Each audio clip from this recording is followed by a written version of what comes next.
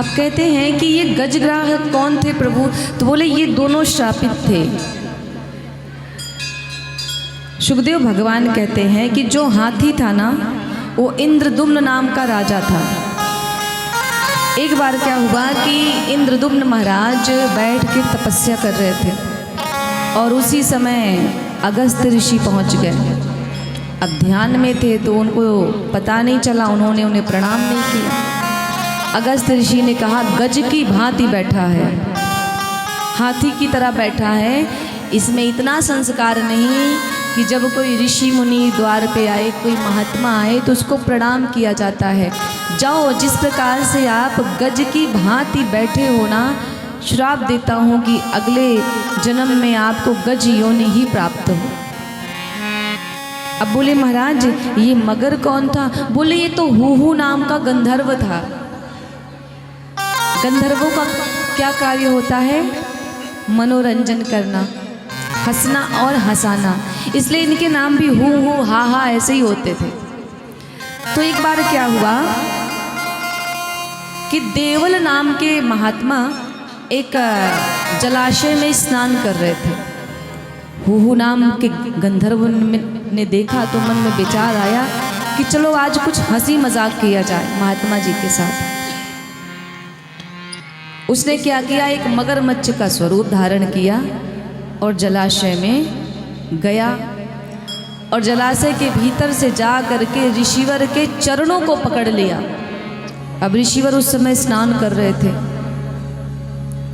सूर्य देवता को अर्घ दे रहे थे और जैसे पकड़ा ऋषिवर भयभीत हो गए।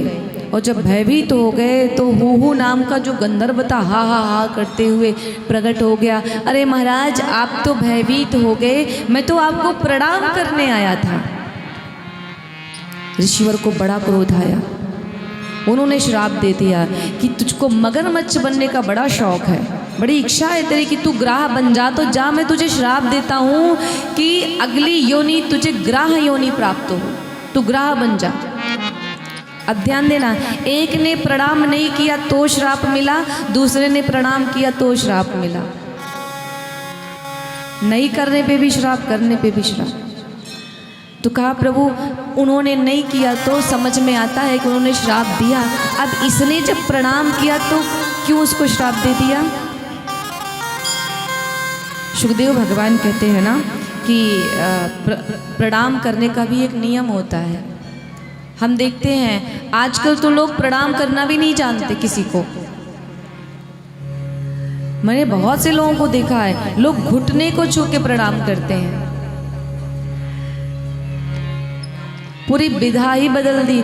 गए किसी के पास, अब वो मतलब इतना क्या कहें कि वो झुक नहीं सकते, थोड़ा सा ऐसे खड़े खड़े घुटने को छुए और ठीक है, ये आप पाप कर रहे हो, इसे प्रणाम नहीं कहते। प्रणाम झुक करके दोनों हाथों से करना चाहिए, व्यक्ति के चरण को दोनों हाथों से छू करके प्रणाम करना चाहिए। और जो ये एक हाथ से घुटने छू करके भागते हो ना, इसका कोई अर्थ नहीं है। दूसरी बात, किन किन स्थानों पे प्रणाम नहीं करना चाहिए?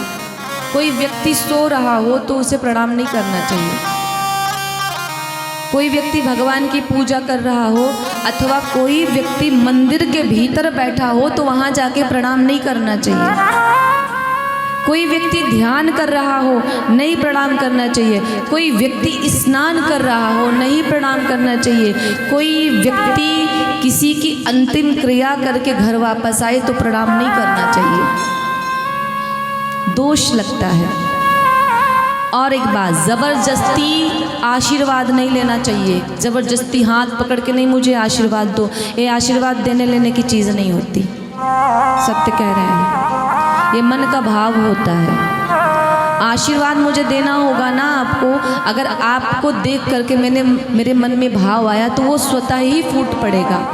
यहीं से बैठे बैठे, ज़रूरी नहीं कि मैं आपके सर पे हाथ रखूं तो ही आपको मेरा आशीर्वाद मिले। और कुछ लोग तो ज़बरदस्ती हाथ रखवाते हैं, नहीं नहीं मेरे सर पे हाथ रखो, ये बड़ा कठिन हो जाता है।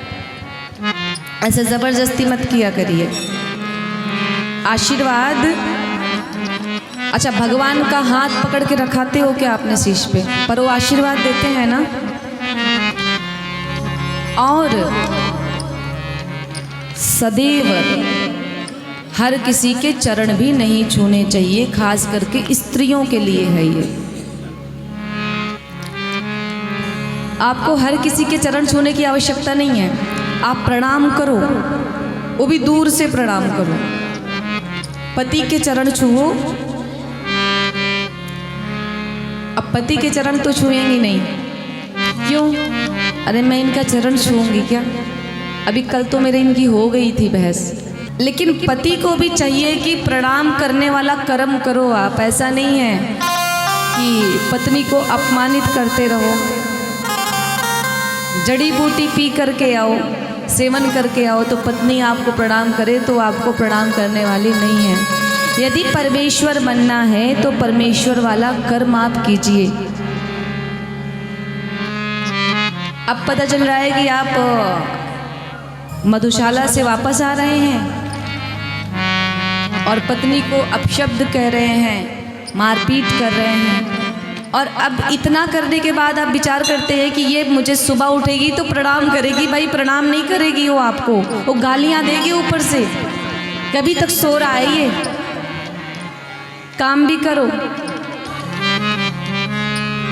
हर जगह पे प्रणाम नहीं करना चाहिए। एक ने नहीं किया तो श्राप मिला, दूसरे ने किया तो श्राप मिला। तो प्यारे, इसलिए इन दोनों को गज और ग्राह होने का श्राप मिला। भगवान ने इन्हें श्राप दिया। अब हूँ महाराज लगे रोने, महाराज आपने तो मुझे ग्राह बना दिया, अब मेरा उद्धार कैसे होगा? तो देवल मुनि ने कहा कि ये जो तेरा स्वभाव है ना चरण पकड़ने वाला, ये छूटेगा नहीं।